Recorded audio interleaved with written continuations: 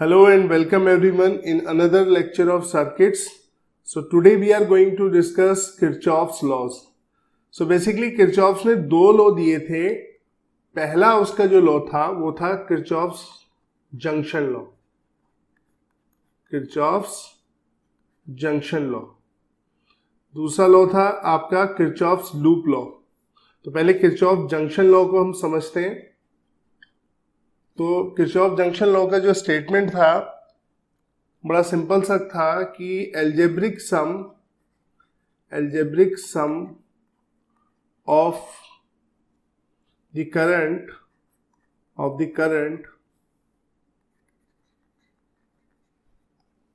Into any junction is zero. जैसे मान लीजिए कि आपके पास ये 3 वायर आपके पास जुड़ी हुई है इस तरीके से, ठीक है, जिनके अंदर 3 करंट आ रहे हैं, I1, I2 और I3, ठीक है. और फर्दर इस जंक्शन से 2 वायर से करंट ऐसे बाहर जा रहे हैं, ठीक है. तो इससे I4 मान लेते हैं करंट, इससे I5 मान लेते हैं. तो जो अकॉर्डिंग टू किरचॉफ्स था तो उसने कहा था कि एल्जेब्रिक सम ऑफ करंट होगा जो जंक्शन पे वो हमेशा 0 रहेगा. ये स्टेटमेंट था इसका, ठीक है. Algebraic sum of current is always 0. इसको ठीक से लिख देते हैं. Excuse me. तो अकॉर्डिंग टू दिस कि जितना करंट जंक्शन पे एंटर करेगा, ये जो जंक्शन दिख रहा है आपको यहाँ पर, जितना करंट एंटर करेगा उतना ही करंट लीव करेगा, ठीक है. इसका मतलब ये था. जैसे आप मान लीजिए कि आप जो करंट जंक्शन पे आ रहा है उसे हम पॉजिटिव ले लेते हैं, ठीक है. I1 plus I2 plus I3 ये करंट पे जंक्शन पे एंटर कर रहा है ये करंट, ठीक है. इसको पॉजिटिव ले लेते हैं. और जो लीव कर रहा है उसे नेगेटिव ले लेते हैं, ठीक है. समझाने के लिए आपको हमने क्या किया कि एंटर करने वाले को पॉजिटिव साइन से दिखा रहे हैं और जो लीव कर रहा है उसे नेगेटिव साइन से दिखा रहे हैं.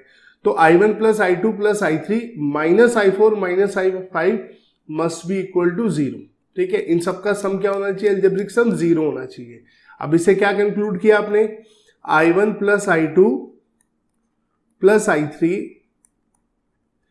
Equals to I4 plus I5. मैं इसको उधर ले गया.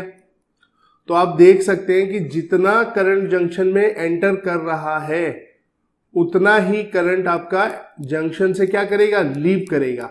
तो इनका सम जो एंटर करने वाले वो है I1 plus I2 plus I3 और जो लीव करने वाले हैं जंक्शन को उनका सम क्या है? I4 plus I5, right. तो ये आपका किरचॉफ्स ने बताया था कि आपका जितना करंट जंक्शन में किसी एंटर करता है उतना ही करंट जंक्शन से लीव करता है, ठीक है. और ये आपका बेसिकली आप कंजर्वेशन ऑफ जो आपने चार्ज पढ़ा था आप उससे भी समझ सकते हैं. तो कंजर्वेशन ऑफ चार्ज ने क्या बताया था हमें? देखें, थोड़ा ऊपर कर लेते हैं इसको. तो कंजर्वेशन ऑफ चार्ज ने हमें क्या कहा था?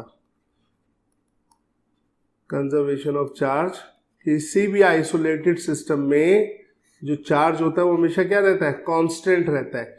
तो कंजर्वेशन ऑफ चार्ज के अकॉर्डिंग मान लो यहाँ पर Q1 चार्ज है जिसके कारण I1 करंट है, यहाँ Q2 है, यहाँ Q3 है, यहाँ Q4 है और यहाँ पर Q5 है, ठीक है. तो according to conservation of charge initial charge कितना है? Q1 plus Q2 plus Q3 जो जंक्शन में एंटर कर रहा है. अब जो फाइनल चार्ज है वो कितना है? जो ये करंट निकल रहा है, तो ये फाइनल चार्ज करंट है तो चार्ज के कारण ही होगा ना. तो ये Q4 के कारण I4 है और Q5 के कारण I5 है भाई. तो इसका मतलब Q4 प्लस Q5, ठीक है, Q1 plus Q2 plus Q3 के इक्वल होनी चाहिए, ठीक है. क्यों इक्वल होना चाहिए यहाँ पर? ये बात भी समझते चले. देखिए, इक्वल इसलिए होना चाहिए यहाँ पर क्योंकि कंजर्वेशन ऑफ चार्ज कहता है कि जितना इनिशियल चार्ज था उतना ही फाइनल होगा. इसी का मतलब तो कंजर्वेशन हुआ, ठीक है. तो यहाँ पर इनिशियल चार्ज था Q1 plus Q2 plus Q3 जो जंक्शन में एंटर किया, ठीक है. अब इस जंक्शन पर कोई भी चार्ज रुक नहीं सकता है, यानी कि इकट्ठा नहीं हो सकता कि कुछ थोड़ा सा यहाँ रुक जाए और बाकी करंट की फॉर्म में ऐसे बाहर निकल जाए इन वायर से. ये पॉसिबल नहीं है, तो जितना चार्ज जंक्शन पे एंटर कर रहा है उतना ही बाहर निकलेगा, ठीक है। कोई भी चार्ज यहां पर एक्यूमुलेट नहीं हो सकता, no charge can accumulate at the junction, यही कंजर्वेशन ऑफ लॉ कहता है, ठीक है। तो therefore Q1 plus Q2 plus Q3 must be equal to Q4 plus Q5, ठीक है, क्लियर है। अब यहां पर आप देखो, अगर आप इनको टाइम से डिवाइड कर दें, यानी कि ये चार्ज है, इसके कारण करंट हुआ I1, इसके कारण I2, ठीक है, और इसके कारण I3, राइट, और इसके कारण I4, इसके कारण I5, ठीक है। देखो, तो ये भी आपका ये आ गया किरचॉफ्स का जंक्शन लॉ। तो किरचॉफ्स का जंक्शन लॉ बेसिकली किससे आपका है? कंजर्वेशन ऑफ चार्ज से, क्योंकि अगर कंजर्वेशन ऑफ चार्ज नहीं होता तो आप ये कह सकते थे कि फिर हम इस बात को कैसे कहते हैं कि यहां पर जंक्शन पर कोई चार्ज रुकेगा या नहीं रुकेगा। अगर मान लीजिए कि यहां पर कुछ चार्ज रुक जाता तो Q4 प्लस Q5 का सम कभी भी Q1 plus Q2 plus Q3 के इक्वल नहीं हो सकता था, जिससे ये जंक्शन लॉ भी नहीं होता, राइट। तो जंक्शन लॉ और कंजर्वेशन ऑफ चार्ज में रिलेशन है, ठीक है, जो ये कहता है कि कोई भी चार्ज जंक्शन पर नहीं रुकेगा, कहीं accumulation of charge at the junction नहीं होगा, सारा चार्ज निकल जाएगा। तो इसलिए देयरफॉर जितना चार्ज जंक्शन में एंटर कर रहा है उतना ही चार्ज जंक्शन से लीव करेगा, विच मीन्स जितना करंट जंक्शन में एंटर कर रहा है उतना ही करंट जंक्शन को क्या करेगा? लीव करेगा, ठीक है। अच्छा, एक और चीज यहां पर आपने देखी, यहां पर डिफरेंट वायर के डिफरेंट डायरेक्शन से, ये वायर डिफरेंट डायरेक्शंस में इन वायर्स के थ्रू करंट आ रहा है, ठीक है। अब करंट में डायरेक्शन होती है तो कई बार बच्चों को कंफ्यूजन होता है कि करंट के अंदर डायरेक्शन होती है, इसका मतलब उसको वेक्टर क्वांटिटी होना चाहिए। गलत, करंट वेक्टर क्वांटिटी नहीं होता है, ठीक है। क्यों नहीं होता है? क्योंकि सिंपली देखो, यहाँ पे आपका I1 करंट इस डायरेक्शन में आ रहा है, I2 इसमें, I3 इसमें आ रहा है, ठीक है। तो हमने यहाँ आपका जो वेक्टर का रूल ऑफ एडिशन नहीं लगाया है। अगर हम रूल ऑफ एडिशन लगाते हैं यहाँ पर, जो सम ऑफ टू वेक्टर्स होता है, तो उसके लिए हमें इन दोनों के बीच का एंगल देखना पड़ता है। जैसे वेक्टर में एक वेक्टर को दूसरे वेक्टर के साथ जोड़ते हो जो थीटा एंगल पर इंक्लाइंड है, तो उनका रिजल्टेंट कैसे आता था? √a² plus b² plus 2ab cos theta आता था, ठीक है। तो यहां पर आप देख सकते हैं कि यहां पर वो रूल फॉलो नहीं हुआ, यहां पर सीधा I1 plus I2 plus I3 किसके हो गया? I4 प्लस I5 के। तो अगर कहीं पर ये पूछा जाए कि करंट वेक्टर क्यों नहीं है, तो आप कह सकते हैं कि from junctions first law, Kirchhoff's first law, junction law, we can say that, ठीक है, it does not follow the law of addition of vector. ये law of addition of vector को फॉलो नहीं करता है, ठीक है, बल्कि इसमें क्या I1 plus I2 plus I3 simply equal हो जा रहे हैं I4 प्लस I5 के, ठीक है।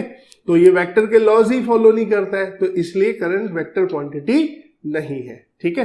तो ये था आपका जंक्शन का फर्स्ट लॉ।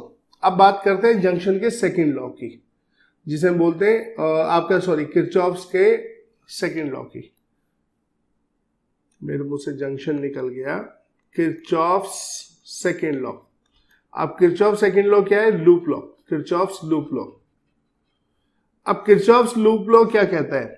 किरचॉफ्स लूप का मतलब है, सिंपल सा है कि algebraic sum of potential difference, इसका स्टेटमेंट देख लेते पहले। Algebraic sum of potential difference, potential differences in any loop,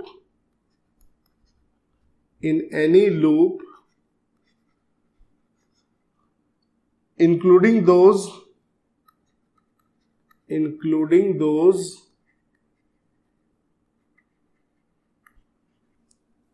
EMFs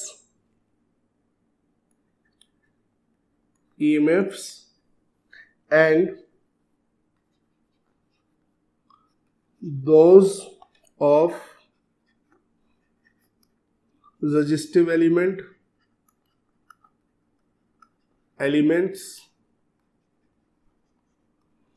ठीक है, must be equal to 0।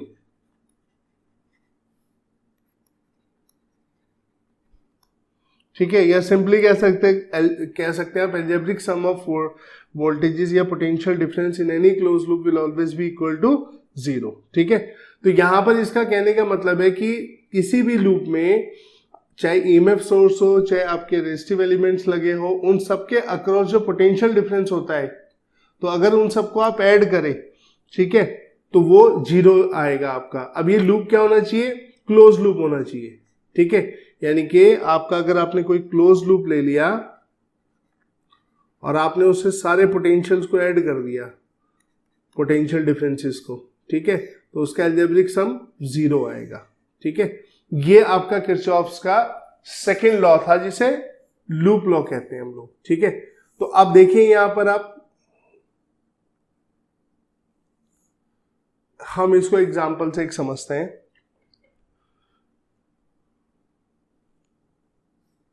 हमने यहां पर एक रेजिस्टेंस ले लिया,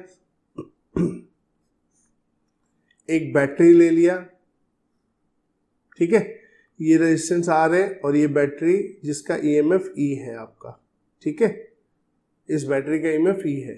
तो आप देख सकते हैं क्लोज लूप है और इसके अंदर जो करंट फ्लो कर रहा है वो मान लीजिए I करंट फ्लो कर रहा है, ठीक है। तो किरचॉफ्स क्या कहता है कि इस क्लोज आपका जो ये लूप है, ठीक है, इस लूप के अंदर जितना भी वोल्टेज होगा उसका सम 0 होगा, ठीक है।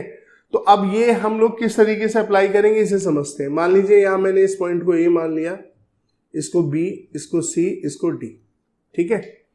तो पहले तो आप एक काम करेंगे, अब इसको बड़े ध्यान से सुनिए क्योंकि बहुत यूज होगा आपका, कि हम लूप लॉ लगाते कैसे हैं और किस तरीके से हमें देखना होता है, ठीक है।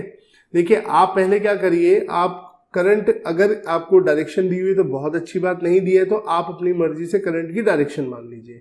अब करंट की डायरेक्शन मानने में यह है कि आपको कोई कंफ्यूज होने की जरूरत नहीं, आप जैसे आप सही समझे वैसे डायरेक्शन मान लें। अगर आपने गलत डायरेक्शन एज्यूम की तो अपने आप ही आंसर में आपका नेगेटिव साइन आ जाएगा उस करंट के लिए, जहां भी आपने डायरेक्शन गलत एज्यूम की होगी, ठीक है। तो नंबर 1 यानी कि इस बात की तो कोई टेंशन नहीं लेनी कि करंट की डायरेक्शन किस तरीके से लेनी, इस बात में कंफ्यूज नहीं होना आपने, ठीक है। अब आप क्या कीजिए, सबसे पहले अपने जो पॉइंट्स हैं लो हाई वोल्टेज को आप देख लीजिए, ठीक है। अब इसके 2 तरीके होते हैं, एक तो लो हाई मेंशन कर लो, ठीक है, जैसे ये बैटरी की नेगेटिव प्लेट है लो पर है और ये पॉजिटिव प्लेट है ये हाई पर है, ठीक है। करंट हमने इधर से इधर माना है, ठीक है, ये हमने ऐसे मान लिया है। तो जैसे आपने माना है उसके हिसाब से देखो, करंट लूप में ऐसे जा रहा है तो करंट जाता है हाई से लो, तो ये वाला रेजिस्टेंस का ये वाला हिस्सा जो बी की तरफ है ये हाई पर होगा और ये लो पर होगा, ठीक है। आप ये ध्यान रखना है आपने, ठीक है। तो 2 ही चीजें दी मेरे यहां पर, एक रेजिस्टेंस है एक बैटरी दी यहां पर, करेक्ट। अब इसके बाद आपने क्या करना है, ठीक है, आपने ऐसे कर लिया, उसके बाद अब आपने क्या करना है, आपने लूप में घूमना है, ये क्लोज लूप है। अब आपके घूमने के 2 तरीके हो सकते हैं, या तो आप घूम सकते हैं कैसे, क्लॉकवाइज, या आप घूम सकते हैं एंटी क्लॉकवाइज। तो जैसे आपका मन करे, इसकी भी आपको आजादी है पूरी, जैसे आपका मन करे लूप में ऐसे घूम जाइए, ठीक है। तो चलिए मैं यहां पर लूप में ऐसे घूम रहा हूं, ठीक है, इस तरीके से, राइट। तो A B C D A, तो अब आप पहले लूप को लिख दीजिए, यानी कि लूप क्या हो गया, A B C D A। देखो मैं ऐसे घूम रहा हूं ना, A B C D A। अब आप कहें कि नहीं हम तो अगर इसके अपोजिट घूमना चाहे तो आप क्या ले लेंगे, फिर अगर इसके अपोजिट जाएंगे आप, मान लिया आप क्लॉकवाइज नहीं जा रहे, आप एंटी क्लॉकवाइज आना चाहते हैं, तो आप लेंगे A D C B A। तो जहां से शुरू करें वहीं खत्म करें, ठीक है। तो अभी हमने इस तरीके से एज्यूम किया कि हम ऐसे घूमेंगे, राइट। तो ये आपका इस लूप में घूमने का तरीका हो गया, ये पाथ होगा आपका, ऐसे इस पाथ में आप लोग चलेंगे, ठीक है। अब देखिए क्या क्या पोटेंशियल आपके सामने आएंगे। सबसे पहले ए से बात करते हैं। एक तो ये वायर आ गई, ठीक है, फिर ये वायर आ गई, फिर ये वायर आ गई, फिर ये। तो यहां पर आप देख सकते हैं कि 4 वायर्स हैं आप में, और जिनमें 2 में, एक में एक बैटरी लगी हुई है, एक में एक रेजिस्टेंस लगा हुआ और 2 प्योर कंडक्टिंग वायर है। तो लूप में कौन कौन से पोटेंशियल आएंगे, सबसे पहले आएगा VBA। अब मैंने इसे VBA क्यों लिखा, मैंने आपको बताया था कि जो फाइनल वाला पॉइंट होता है वो यहां आता है। कैसे लिखते हैं, पोटेंशियल V फाइनल इनिशियल। तो पहले फाइनल, तो यहां पर मैं A से B की तरफ जा रहा हूं तो मेरा फाइनल पॉइंट क्या है B, ठीक है, और इनिशियल पॉइंट क्या है मेरा A। यहां पर ऐसे ध्यान रखेंगे आप, ये यहां पर है, तो इसलिए मैंने इस वायर का पोटेंशियल लिखा VBA, और इस वायर का पोटेंशियल कितना हो गया VCB, ठीक है। ध्यान से देखो, पहले VBA, फिर आपका आपका यहाँ मैं बी से सी गया तो फाइनल सी है तो वी सी बी, फिर अब मैं डी तक जाऊंगा वी सी डी, तो यहाँ पे मैं वी डी सी लिखूंगा, क्यों? क्योंकि मेरा फाइनल डी है। उसके बाद फिर इस वायर के पोटेंशियल की बारी, ठीक है, तो यहाँ पे फाइनली ए पे पहुंचूंगा वी ए डी, राइट, और इसका सम क्या होगा आपका? 0 होगा, ठीक है, इसका सम क्या होना चाहिए? 0 होना चाहिए, राइट। तो अब यहाँ पर आप देखिए, आप इसे चाहे तो प्रूव भी कर सकते हैं, इनको खोल देंगे ना अगर आप यहाँ पर, तो वी बी ए क्या खुलेगा? V B minus V A, V C B, V C minus V B, तो इसके वी बी से इसका वी बी कट जाएगा। ऐसे ही इसे वी डी माइनस वी सी करेंगे तो इसका वी सी इसके वी सी से कटेगा, और यहाँ जो ए बचा था वो यहाँ के से कट जाएगा, ठीक है। तो ये आपका जो लूप लो है, आप अगर इसको पूरा एक्सपेंड कर दें तो ये ऑटोमेटिक 0 आएगा। पर यहाँ हम लूप लो लगाना सीख रहे हैं अभी, ठीक है, प्रूव नहीं कर रहे हैं इसको, सिर्फ लगाना सीख रहे हैं। तो सबसे पहले वीबीए की बारी आई, ए से बी, ये कंडक्टिंग वायर है। अब कंडक्टिंग वायर में जितना पोटेंशियल यहां पर है उतना पोटेंशियल यहां पर होगा, तो यानी कि वीए क्या होगा? वीबी के इक्वल होगा, ठीक है। कंडक्टिंग वायर में through out this wire potential same रहना है, तो इसका मतलब वीबीए हो गया वीबी माइनस वीए, और वीए और वीबी क्या है? 0, और sorry VA equals to VBA, तो वीबीए कितना हो गया आपका? लो ये 0 हो गया, ये आपका क्या आ गया? 0 आ गया। इसी तरह एक और कंडक्टिंग वायर है ये, ठीक है। अब देखो आप वीसी इक्वल टू क्या होगा? वीडी होगा, राइट, कोई एलिमेंट नहीं है ना इनके बीच में, तो जितना पोटेंशियल यहां पर होगा उतना यहां पर होगा। यहां कोई बैटरी होती, कैपेसिटर होता, ठीक है, रेजिस्टेंस होता तो बात अलग होती, लेकिन यहां पर कोई भी आपका एलिमेंट नहीं है, आपका कोई पैसिव एलिमेंट यहां पर या एक्टिव एलिमेंट नहीं है।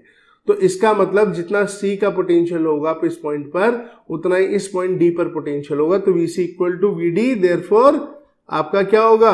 वीडीसी आपका क्या हो जाएगा? 0। तो यानी कि ये भी 0 और ये भी 0, ठीक है, 2 0 आ गए। अब बचे कौन? एक बचा वीसीबी और एक बचा वीएडी। चलिए वीसीबी की तरफ चलते हैं। अब देखिए आप बी से सी की तरफ जा रहे हैं, ठीक है, तो ये मैं यहां पर इसको अलग से एलिमेंट बना के दिखा रहा हूं आपको, इसका रिकॉल भी हो जाएगा। ये पॉइंट है बी, ये सी, ठीक है, ये हाई पर और ये लो पर, ठीक है। हम हाई लो से देख रहे हैं, या आप करंट की डायरेक्शन से भी देख सकते हैं, बात एक ही है, ठीक है। तो मेरा पाथ है ये मेरा पाथ है, ठीक है, मुझे जाना है बी से सी की तरफ, तो मैं बी से सी की तरफ जा रहा हूं, तो वीसी भी कितना हो जाएगा मेरा? देखो करंट आई लिया है हमने यहां पर, ये करंट आई एज्यूम किया हमने यहां पर, ये करंट जो है यहां पर कितना है? आई, ठीक है। तो ये मेरा कितना हो जाएगा? VCB IR according to Ohm's law. अब साइन क्या होगा ये देखना है। तो देखो हमारा पाथ इधर की तरफ है, तो B तो हाई पर है और यहां पर लो है, तो हम जा रहे हैं हाई से लो, क्योंकि हम करंट की डायरेक्शन में ही मूव कर रहे हैं, तो हाई से लो हुआ ये, तो हम हाई से लो की तरफ जा रहे हैं, मतलब जो फाइनल पोटेंशियल है वो लो है और इनिशियल हाई है, तो हाई लो में से अगर हाई घटाओगे तो साइन क्या आएगा? नेगेटिव। इसके बारे में पहले भी बता चुका हूं। क्या बताया था मैंने? कि जब भी आप करंट की डायरेक्शन में जाते हैं तो IR जो होता है, potential difference across the register, वो हमेशा नेगेटिव लिया जाता है। क्यों लिया जाता है? क्योंकि करंट की डायरेक्शन का मतलब है हाई से लो पे जाना, यानी कि फाइनल लो है और इनिशियल हाई है, तो जब लो में से आप हाई नंबर घटाएंगे तो नेगेटिव साइन आएगा। तो VCB कितना हो गया? -IR। अब आती है इसकी बारी, VAD की बारी, ठीक है, दो तो 0 हो चुके, ये VCB निकाल लिया हमने। अब यहां पर देखिए बैटरी है ऐसे, ठीक है, इसका EMF ये है, तो अब आपका पाथ किधर है? ये है आपका पाथ, आपका पाथ ये है, क्यों? आप D से A की तरफ जा रहे हैं, तभी तो आप VAD लिखेंगे। तो देखो VAD कितना हो गया? तो ये लो है और ये हाई है आपका, तो आप जा रहे हैं लो से हाई, यानी कि फाइनल हाई इनिशियल लो, तो इसका मतलब साइन क्या आ गया? प्लस, और इस बैटरी का EMF तो ऑलरेडी दिया हुआ है E, तो इसे प्लस ही ले लो, ठीक है। तो अब आप देखिए अकॉर्डिंग टू लूप लॉ, अब हम इसको लिखें यहां पर, तो यहां पर ये तो 0 आ गया, ठीक है, तो VBA 0, VCB कितना आ गया हमारा? हम इसको दोबारा से लिखते हैं, VBA plus VCB plus VDC, ठीक है, प्लस VAD। ये इसका सम क्या होना चाहिए अकॉर्डिंग टू लूप लॉ? 0। तो VBA 0 ये रहा, ठीक है। VCB कितना हुआ? माइनस IR सॉरी, और VDC कितना हुआ? VDC भी 0 हुआ, तो 0, और VAD प्लस C, ठीक है, तो ये प्लस C, राइट। तो अब आप ये, ठीक है, ये प्लस है इधर, तो चाहो तो इसको साइन को हटा दो, बाहर प्लस है, सीधा ये लिख देते हैं इसको, ठीक है। तो इससे हमारा क्या आ गया? E minus IR equals to 0, ठीक है। ये हमारी लूप लॉ हमने लगा दिया इसमें। तो लूप लॉ से ऐसे इक्वेशंस मिलती है हम लोगों को। लूप लॉ से जो हमें इक्वेशन मिलती है वो इस तरीके से मिलती है।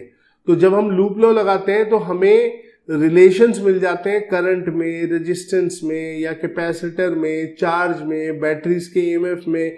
तो वो रिलेशंस मिल जाते हैं जो हमें किसी अननोन, जो इनमें से कोई एक्टिव या पैसिव एलिमेंट अननोन हो, चाहे कोई बैटरी का EMF ना पता हो, आपको करंट निकालना हो, या किसी स्पेसिफिक ब्रांच में पोटेंशियल डिफरेंस निकालना हो, तो वहां लूप लॉ का बहुत इस्तेमाल होता है, ठीक है। तो इस तरीके से लूप लॉ लगता है, राइट। तो आपने देखा कितना आसान है। सिर्फ क्या करो, आपने 2 बातों पे ध्यान देना है। पहला, ठीक है, या तो आपको डायरेक्शन ऑफ करंट दी होगी, एज्यूम डायरेक्शन ऑफ, ठीक है, करंट, आप करंट की डायरेक्शन मान लें। जहां कैपेसिटर होंगे वहां चार्ज, ठीक है, आएगा। तो बस वहां पे आपने देखना है कैपेसिटर के किस तरफ पॉजिटिव चार्ज होगा, किस तरफ नेगेटिव। वो सर्किट भी कराएंगे, किरचॉफ्स लॉ वहां भी काम करता है, ठीक है। तो वहां जंक्शन लॉ जैसे I1 plus I2 plus I3 equals to I4 plus I5 हमने बताया था ना ऊपर, तो उसकी बजाय Q1 plus Q2 plus Q3 equal to Q4 plus Q5, यानी कि चार्ज की फॉर्म में आ जाता है, राइट। तो ये डायरेक्शन एज्यूम करनी है। सेकंड, चूज योर पाथ यानी कि लूप, ठीक है, किस तरह आप मूव करेंगे, अपना पाथ को चूज कर लेना है आपने, राइट। तो ये बस आपने ध्यान रखना है कि डायरेक्शन एज्यूम करिए, पाथ को चूज करिए और मूव करना शुरू कर दीजिए। और अगर आप करंट की डायरेक्शन में जाते हैं, ठीक है, तो इसका मतलब हाई से लो जाते हैं, तो जितने भी रेजिस्टेंस पड़ेंगे उनमें जितने पोटेंशियल डिफरेंस हो गए according to Ohm's law IR, वो सारे नेगेटिव लेने। अगर आप करंट के अपोजिट आ रहे हैं, आपका घूमने का तरीका करंट के अपोजिट है, राइट, तो आपको जितने भी potential difference across the register मिलेंगे सबका साइन पॉजिटिव होगा। तो पाथ चूज करना और करंट की डायरेक्शन मानना, ये दोनों इंपॉर्टेंट है। और दूसरा, अगर आपने डायरेक्शन कुछ भी आपने चलो करंट की मान ली, जैसे मैंने कहा कि आपने अगर गलत डायरेक्शन भी मान ली तो आंसर में अपने आप नेगेटिव साइन आ जाएगा। वो नेगेटिव साइन ये बताएगा डायरेक्शन गलत ली हुई है, उसको पॉजिटिव कर लो, ठीक है। और जो इन दोनों का कोई रिलेशन आपस में नहीं है कि अगर आप डायरेक्शन ऑफ करंट किसी लूप में आपने मान लिया एंटी क्लॉकवाइज ले ली और आपका मन है कि मैं उस लूप में क्लॉकवाइज घूमूं, तो उससे कोई फर्क नहीं पड़ेगा। ये बिल्कुल कंप्लीटली इंडिपेंडेंट है, ठीक है। इस बात को आपने ध्यान रखना है, राइट। तो जब भी आप इसको किरचॉफ्स को लगाएं, इन 2 बातों को ध्यान रखिए, ठीक है। पोटेंशियल्स को सही से लिखना है। अब जैसे हमने कहा ये लूप लॉ था, अब इसी लूप लॉ को यहां से उठाते 0 प्रूव करते हैं, ठीक है। स्टेटमेंट को देखते हैं हमारे पास, जैसे हमने ये लिया था आपका VBA, ठीक है, इसका प्रूफ करते हैं हम लोग। VBA प्लस आपका क्या था, VCB plus VDC plus VAD, ठीक है। ये 0 के इक्वल आना चाहिए, प्रूव हो जाएगा। तो VBA को आप क्या लिखोगे, ये मैं आपको बस वो समझा रहा हूं। VBA को लिखोगे VB minus VA plus VCB को क्या लिखोगे, VC minus VB plus VDC को क्या लिखोगे आप, VD माइनस VC और प्लस VAD को क्या लिखोगे आप, VA माइनस VD, ठीक है। अब देखिए यहां पर A से A कैंसिल, D से D कैंसिल, C से VC कैंसिल, VB से VB कैंसिल, क्या आ गया 0, ठीक है। हो गया proof, equal to RHS, right. तो ये आपका किरचॉफ्स का लूप लॉ है। अब ये बड़ा इंपॉर्टेंट है, ध्यान रखना। हम बहुत सारी टेक्निक से क्वेश्चंस करते हैं, बहुत सारी टेक्निक्स लगाते हैं, लेकिन जो टेक्निक्स हम लोग लगाते हैं, ठीक है, उन टेक्निक्स में अगर सिमेट्री वगैरह नहीं है तो किरचॉफ्स लॉ एक ऐसा लॉ है जिससे maximum number of question solve हो जाते हैं। तो किरचॉफ्स लॉ में आपकी कमांड बहुत अच्छी होनी जरूरी है। अगर कमांड अच्छी नहीं होगी तो फिर आपको प्रॉब्लम होगी, ठीक है ना। तो इसलिए किरचॉफ्स लॉ को बहुत ध्यान से समझिए, राइट। चलिए क्वेश्चन देखते हैं इसके ऊपर। मान लीजिए एक लूप दिया हमें, पहले सिंपल प्रॉब्लम देखते हैं। इस तरीके से एक रेजिस्टेंस हमें ऐसे दिया हुआ है, एक रेजिस्टेंस ऐसे दिया हुआ है, और यहां पर एक बैटरी दी हुई है, ठीक है। एक रेजिस्टेंस हमें यहां और दिया हुआ है, और एक बैटरी हमें यहां भी दी हुई है, ठीक है। इसको सॉल्व करने वाले हैं हम लोग।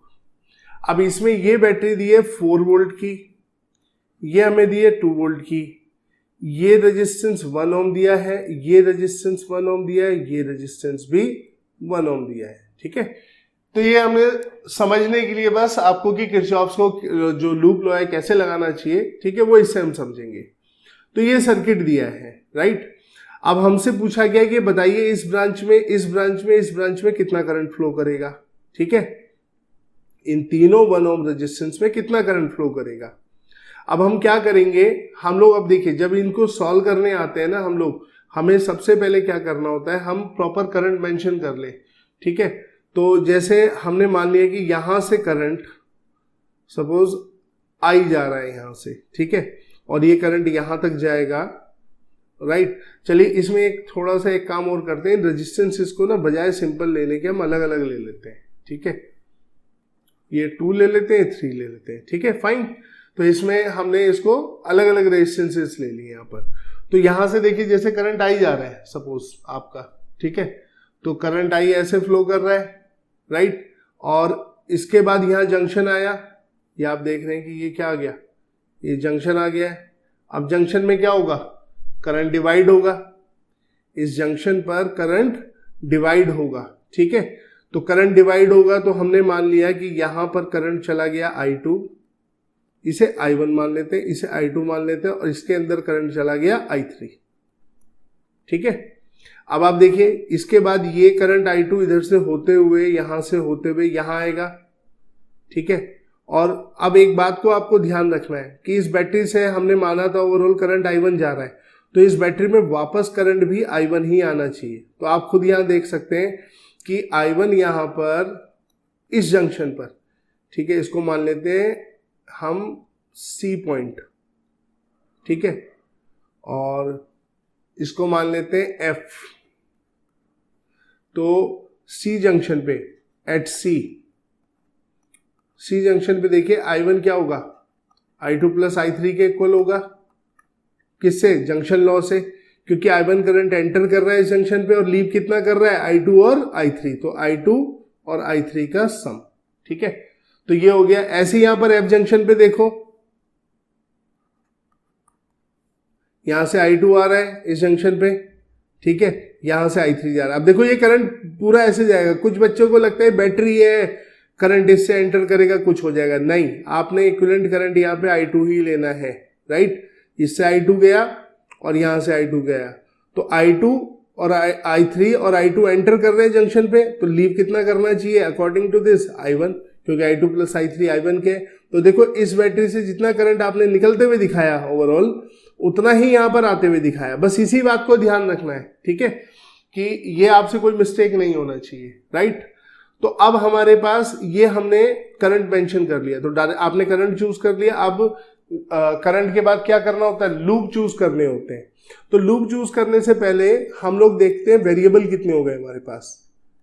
एक I1 हो गया, I2 हो गया, I3, ये 3 वेरिएबल है आपके पास। तो 3 वेरिएबल है तो कम से कम एटलीस्ट 3 इक्वेशन चाहिए आपको सॉल्व करने के लिए। जितने नंबर ऑफ वेरिएबल उतनी इक्वेशन चाहिए होती है, ठीक है। तो 3 इक्वेशन कैसे कैसे मिलेगी, देखो पहली इक्वेशन तो मिल गई यहां पर, यानी कि I1 I2 I3 में रिलेशन, ये फर्स्ट हो गया, एक मिल गया। अब बाकी 2 इक्वेशन कहां से है, एक इक्वेशन मिल गई जहां पे करंट आपस में रिलेट कर रहे हैं, ठीक है। ये किस लॉ से हो गया, जंक्शन लॉ से हो गया, ठीक है। तो जंक्शन लॉ से एक इक्वेशन मिल गई। अब हमें 2 इक्वेशन चाहिए। अब कहीं और तो जंक्शन है नहीं, 2 जंक्शन थे C और F, और दोनों एक जैसे थे, दोनों पे एक जैसा ही जंक्शन लो लगेगा, ठीक है। तो ऐसे नहीं कि दो जंक्शन है तो दो इक्वेशन, दो डिफरेंट जंक्शन होने के बावजूद आपका क्या हो सकता है, करंट का जो इक्वेशन है वो सेम आ सकता है। जैसे यहाँ पर I1 equals to I2 plus I3 था, इसी तरह I3 plus I2 equals to must be equal to I1 होना चाहिए, ठीक है। तो जंक्शन से केवल एक इक्वेशन मिली। अब बारी है लूप की। कितने लूप दिख रहे हैं आपको? लूप 1, लूप 2, ठीक है। एक क्लोज लूप ये हो गया जिसमें हम नेमिंग कर देते हैं, चलो A B C D E, ठीक है, ये हमने नेमिंग कर दी। तो एक लूप तो ये हो गया आपका A B C F A। अब घूमने का आपकी मर्जी है, किधर भी घूम जाओ। एक लूप हो गया F C D E F, ठीक है। तो अब हमारे पास एक इक्वेशन जंक्शन से आ गई थी, दो इक्वेशन हमसे लूप से आ जाएगी, तो टोटल इक्वेशन कितनी हो जाएंगी? 3। तो इसका मतलब जब जितने नंबर ऑफ वेरिएबल अगर उतनी इक्वेशन आ जाए तो आपका क्वेश्चन सॉल्व हो जाएगा। बस यही आपने ध्यान रखना होता है, ठीक है। अभी शुरुआत में क्या है ना, मैं आपको एक एक चीजें बता रहा हूं जो हमने लेनी है। जब हम आगे सीख जाएंगे तब हम इन करंट्स को, जंक्शन लो को हम डायरेक्ट सर्किट में लगाना शुरू कर देते हैं, यहाँ अलग से लिख के नहीं दिखाते हैं, ठीक है। लेकिन अभी हम नहीं कर रहे हैं क्योंकि अभी हमें बेसिक से समझना है इसको। तो चलो पहले लूप की बारी आई, फर्स्ट लूप देखते हैं। इस लूप को मैंने यहां बना दिया, लूप 1। अभी मैंने इसका नाम नहीं दिया है क्योंकि मैं घूमना भी डिसाइड करूंगा मुझे कैसे घूमना है, ठीक है। मैं सिर्फ इस लूप को बनाऊंगा। तो ये रेजिस्टेंस एक और हो गया और एक यहाँ बैटरी हो गया, ठीक है। तो अभी हम अलग अलग समझा रहे हैं, जब आप सीख जाएंगे तो आप उसी सर्किट के अंदर सॉल्व कर दिया करोगे ये सब। ये 1 ओम का रेजिस्टेंस है, ये 3 ओम का रेजिस्टेंस है। इधर करंट कितना जा रहा है? I1, ठीक है। और इधर करंट कितना जा रहा है? I3, दिख रहा है आपको, ठीक है। बस आप ये देखो और वापस यहाँ पे I1 आएगा, ठीक है। ये 4 वोल्ट की बैटरी है। ये A है, ये B है, ये C है और ये F है। अब देखो लूप में घूमना आपकी मर्जी है, आप कैसे भी घूमो। तो हम एक काम करते हैं, इस लूप में हम घूमते हैं एंटी क्लॉकवाइज, ठीक है।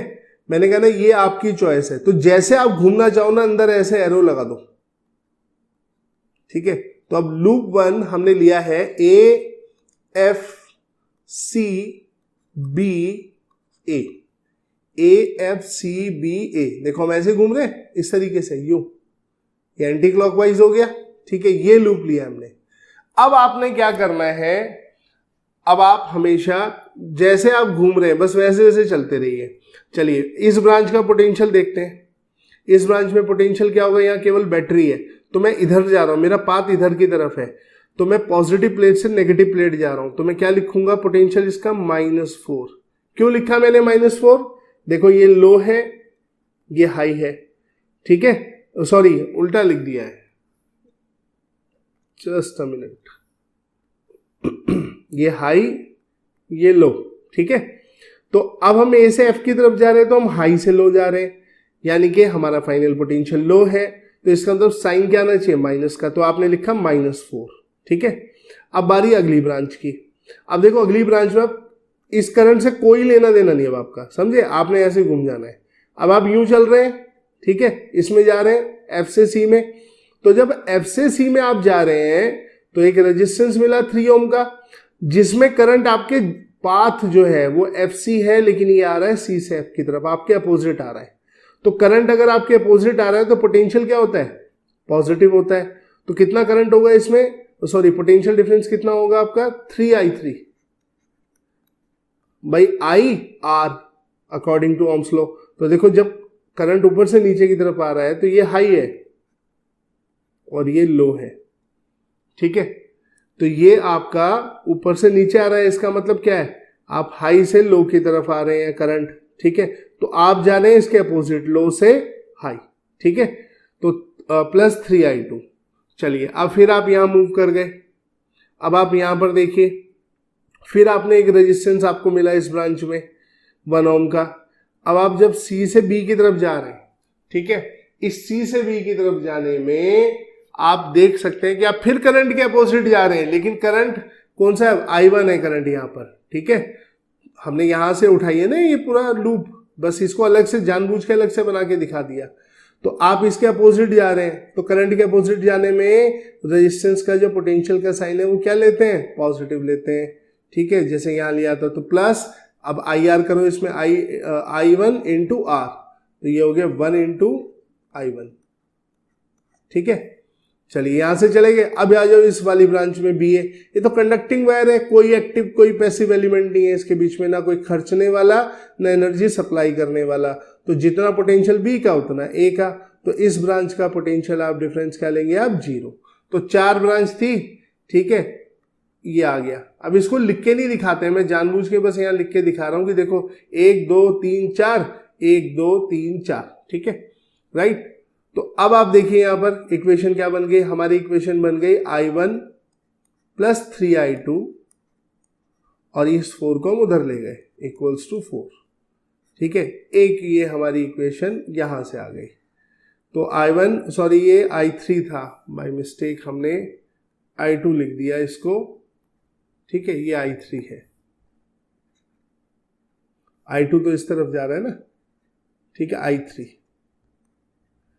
तो I1 plus 3I3 equals to 4। ठीक है, तो ये हमारी सेकेंड इक्वेशन हो गई। क्लियर। चलिए अब हम दूसरा लूप देखते हैं, सेकेंड लूप। ठीक है, तो लूप 2 की बारी। तो लूप 2, ये आपका पहले एक रेजिस्टेंस यहां पर, एक रेजिस्टेंस यहां पर, एक बैटरी यहां पर, इस तरीके से। ठीक है, ये F, ये 3 ओम का रेजिस्टेंस, ये आपका 2 ओम का रेजिस्टेंस, ये बैटरी 2 वोल्ट की। ठीक है, और ये E, ये D, ये C। ठीक है, और करंट कैसे कैसे आ रहा है देखो इसमें, यहां पे करंट आ रहा था I3, यहां पे करंट जा रहा है I2। ठीक है, फिर यहां पर आपका जो है यहां से I2 होके इधर आ जाएगा I2। ठीक है, तो अब इसमें भी हमें घूमने की डायरेक्शन माननी है, तो आप घूम जाओ। चलो इसमें क्या घूमते हैं, इसमें क्लॉकवाइज घूम जाते हैं, ये ऐसे। ठीक है, तो इसमें हम क्लॉकवाइज जाएंगे, तो लूप क्या लेंगे, F C D E F, F C D E F, ये हमने लूप ले लिया। ठीक है, अब हम वैसे ही इक्वेशन लिखते हैं दोबारा। तो चलिए यहां से चलते हैं, अब यहां F से C की तरफ चलते हैं, तो क्योंकि हम तो क्लॉकवाइज घूम रहे हैं ऐसे, आपकी मर्जी, आप एंटी क्लॉकवाइज घूमना चाहे एंटी क्लॉकवाइज घूम जाइए, रिजल्ट में कोई भी इफेक्ट नहीं आएगा। ठीक है, चलिए तो F से C की तरफ जाते हैं, तो अपोजिट टू करंट जा रहे हैं, अपोजिट टू करंट क्या होगा, पोटेंशियल डिफरेंस, पोटेंशियल डिफरेंस होगा 3I3, और अपोजिट टू करंट घूम रहा हूं तो क्या होगा, प्लस साइन। ठीक है, साइन क्या होगा, पॉजिटिव, क्योंकि करंट आ रहा है हाई से लो और मैं जा रहा हूं लो से हाई, मेरा फाइनल हाई का है। ठीक है, ये ध्यान रखना है आपने। अब तो करंट के अपोजिट जाने में पोटेंशियल डिफरेंस पॉजिटिव। उसके बाद आती है CD ब्रांच। अब जब आप ऐसे घूम रहे हैं तो आप करंट की डायरेक्शन में जा रहे हैं, तो इसका मतलब यहां क्या होगा, -2I2। ठीक है, जब करंट की डायरेक्शन में जाएंगे तो पोटेंशियल डिफरेंस क्या लेना है, रेजिस्टेंस में नेगेटिव लेना है।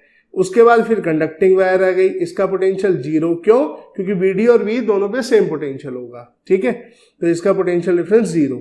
अब आ गए हम इधर की तरफ, यहां पर बैटरी आई, तो E से F जाना है हमें, तो हम जाएंगे लो से हाई। तो लो से हाई का मतलब है कि आपका बैटरी का पोटेंशियल डिफरेंस आप क्या लेंगे, पॉजिटिव लेंगे।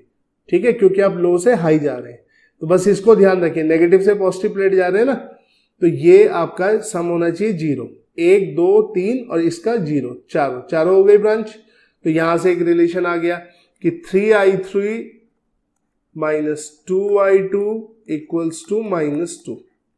ठीक है, ये इक्वेशन नंबर 3 हो गई हमारी। ठीक है, तो ये हमने आपकी 2 इक्वेशंस हमने यहां पर निकाल दी हैं।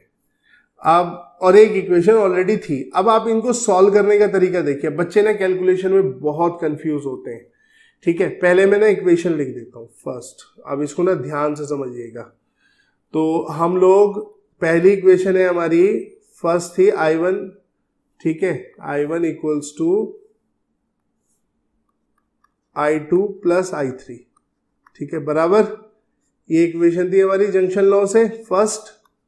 और सेकंड ये रही, थर्ड ये रही। अब आप क्या करेंगे, इस इक्वेशन से आप किसी एक की वैल्यू निकाल लीजिए बस। जैसे I1 निकला हुआ है यहां पर, ठीक है, और इन दोनों इक्वेशन में जहां जहां I1 दिखेगा आप डाल दो।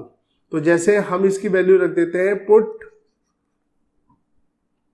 I1, the value of I1 in equation first, second, sorry, in equation second, क्योंकि इसमें तो I1 नहीं है, इसमें I1 है। तो I1 प्लस 3I3 4 था, ठीक है।